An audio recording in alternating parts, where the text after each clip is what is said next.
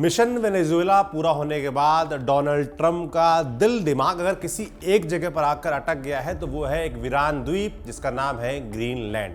वो इसको हर हाल में हथियाना चाहते हैं। सबको पता है ग्रीनलैंड डेनमार्क का हिस्सा है, पर ट्रंप उसको चाहे जैसे पैसे से लेकर सेना का बल हर हाल में हथियाना चाहते हैं।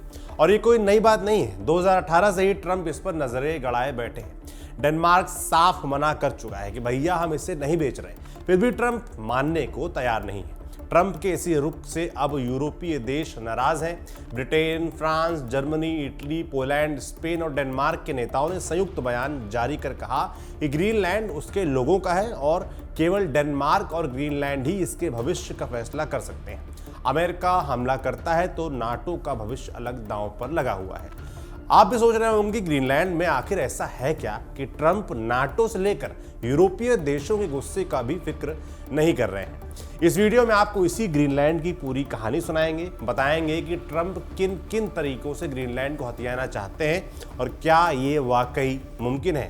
नमस्ते, मेरा नाम है सौरभ त्रिपाठी और आप देख रहे हैं न्यूज पिंच।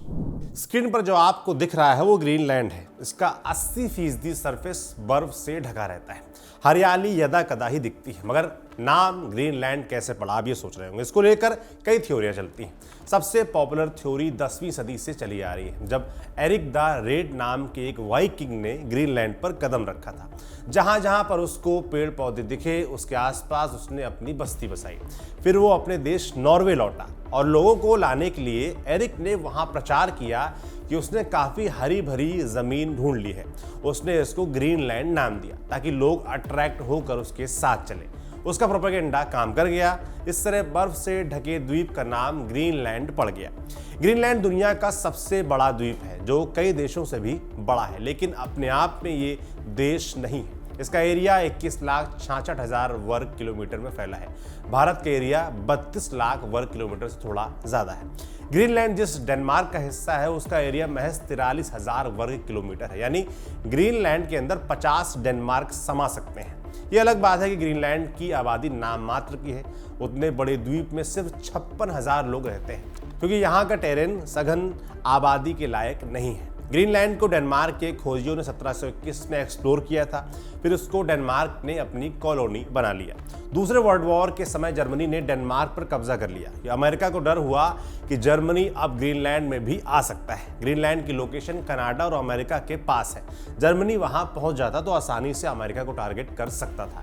इससे बचने के लिए अमेरिका ने अपनी फौज ग्रीनलैंड पर उतार दी। उसने 1950 तक ग्रीनलैंड को अपने कंट्रोल में रखा।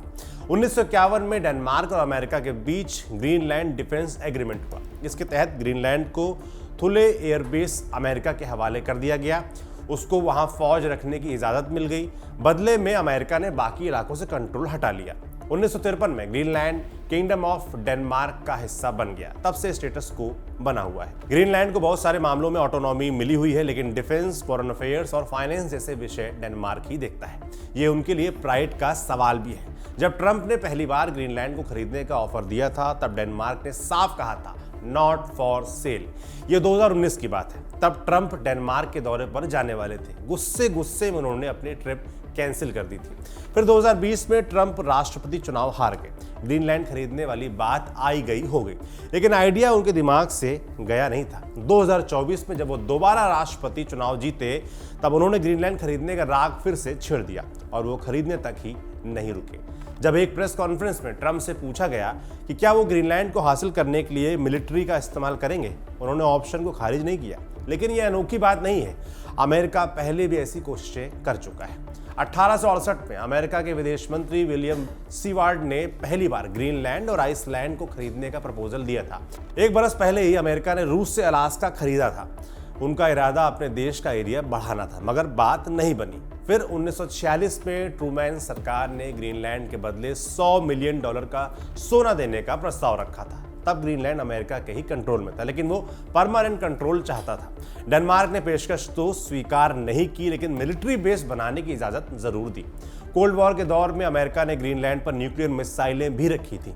1960 में उन मिसाइलों को बर्फ के अंदर ही दफन कर दिया गया। ग्रीनलैंड में अमेरिका का मिलिट्री बेस आज भी काम कर रहा है, लेकिन ट्रंप उतने से संतुष्ट नहीं है। वो फुल कंट्रोल से कम पर मानने के लिए तैयार नहीं है। लेकिन क्यों? इसके लिए हमें ग्रीनलैंड की जियोपॉलिटिकल इंपॉर्टेंस समझनी होगी। अमेरिका के लिए क्यों और कितना अहम है ग्रीनलैंड? पहला फैक्टर है लोकेशन। ग्रीनलैंड नॉर्थ अमेरिका और यूरोप के बीच में है।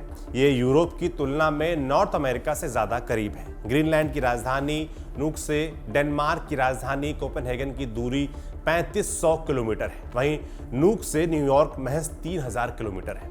वेस्टर्न एक्सपर्ट्स मानते हैं कि यह अमेरिका की सिक्योरिटी के लिए काफी जरूरी है। जंग में दुश्मन देश ग्रीनलैंड का इस्तेमाल अमेरिका पर हमले के लिए कर सकते हैं। एक और बात, ग्रीनलैंड आर्कटिक महासागर के मुहाने पर है। एक वक्त ये इलाका बर्फ की वजह से नेविगेशन के काबिल नहीं था, लेकिन ग्लोबल वार्मिंग के चलते बर्फ पिघली है और आर्कटिक में नए शिपिंग रूट्स खुले हैं। चीन और रूस इन रूट्स को कंट्रोल करने में लगे हुए। अमेरिका अपने पड़ोस में रूस या चीन का दबदबा तो बिल्कुल भी नहीं देखना चाहेगा। दूसरा फैक्टर है नेचुरल रिसोर्सेस। ग्रीनलैंड में कच्चे तेल और नेचुरल गैस का बड़ा भंडार है। इसके अलावा रेयर अर्थ मिनरल्स भी भारी मात्रा में है। रेयर अर्थ मिनरल्स का इस्तेमाल इलेक्ट्रिक कारों, सेमीकंडक्टर चिप्स और फाइटर जेट्स जैसी चीजों में होता है। फिलहाल इन मिनरल्स के प्रोडक्शन और प्रोसेसिंग में चीन सबसे आगे है। दिसंबर 2024 में चीन ने कई रेयर मिनरल्स के यूएस एक्सपोर्ट पर बैन लगा दिया था। इस तरह की सिचुएशंस में ग्रीनलैंड चीन का विकल्प बन सकता है। तीसरा फैक्टर है राइवलरी। ग्रीनलैंड की इकोनॉमी डेनमार्क से मिलने वाले ग्रांट से चलती है, इसीलिए वहां आजादी की मांग बहुत तेज नहीं हुई है, लेकिन वे आत्मनिर्भर बनने की ओर उसके लिए लगातार हाथ पैर मारते रहते हैं। चीन को इसमें अवसर दिखा। वो पोलर सिल्क रोड बनाने की फिराक में है। इसी इरादे से उसने 2018 में ग्रीनलैंड के एयरपोर्ट्स को डेवलप करने का प्रपोजल भी दिया था। तब अमेरिका ने बैकडोर से दबाव बनाया। इसके बाद चीनी कंपनी ने अपना प्रस्ताव वापस ले लिया था। एक्सपर्ट्स का कहना है कि इस तरह का प्रेशर टेम्परेरी है, ये हर बार काम कर जाए ऐसा नहीं हो सकता। इस वजह से भी अमेरिका ग्रीनलैंड को खरीदने की फिराक में। अब एक जरूरी सवाल, क्या ट्रंप वाकई ग्रीनलैंड को खरीद पाएंगे? होने को कुछ भी हो सकता है। अमेरिका 1867 में रूस से अलास्का खरीद चुका है। 1917 में उसने डेनमार्क से ही वर्जिन आइलैंड्स खरीदा था, लेकिन ग्रीनलैंड का मामला काफी अलग है। पहली बात, खरीद बिक्री के लिए ग्रीनलैंड और डेनमार्क दोनों की हामी जरूरी है, मगर दोनों ही नॉट फॉर सेल का टैग लगाकर बैठे हुए हैं। ऐसे में दो विकल्प बचते हैं। पहला है ग्रीनलैंड की आज़ादी। डेनमार्क से अलग ग्रीनलैंड अपने बारे में फैसला लेने के लिए आज़ाद होगा, लेकिन आज़ादी के बाद वो यूएस में शामिल होने के लिए राजी हो जाएगा, ये दावा करना मुश्किल है। ऐसे में मिलिट्री इंटरवेंशन का विकल्प आता है। अमेरिका की फौज ग्रीनलैंड पर आसानी से कब्जा करने के काबिल है, लेकिन ये डेनमार्क के खिलाफ जंग का ऐलान होगा। डेनमार्क और अमेरिका दोनों ही नेटो के सदस्य हैं।